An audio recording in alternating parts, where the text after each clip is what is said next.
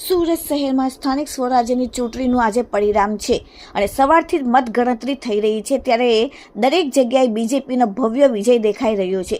જ્યારે ward number 12માં ખૂબ જ શોકિંગ રિઝલ્ટ આવ્યું। વોર્ડ નંબર 12માં ભાજપની પેનલ તૂટી અને કોંગ્રેસના ઉમેદવારનો ભવ્ય જીત થઈ। ત્યારે કોંગ્રેસના ઉમેદવાર અરશદ જરીવાલાએ શું કહ્યું જુઓ વિડીયોમાં।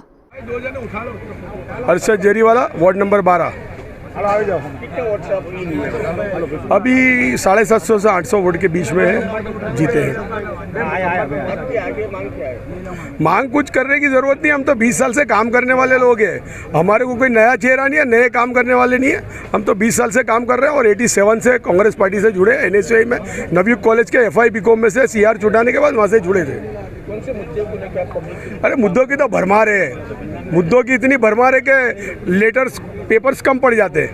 ये तो खाली विकास की बात करते हैं, काम क्या करते हैं? काम तो हम लोग करेंगे। मेरे पब्लिक ने मेरे को चुटा के भेजा है, मेरी प्रजा को सलाम है। प्रजा ने जो मेरे पे विश्वास किया है उसको मैं पूरा करूंगा, क्योंकि वो जानती थी प्रजा कि 119 पे एक ही आदमी भारी पड़ सकता है, वो अरशद जरीवाला।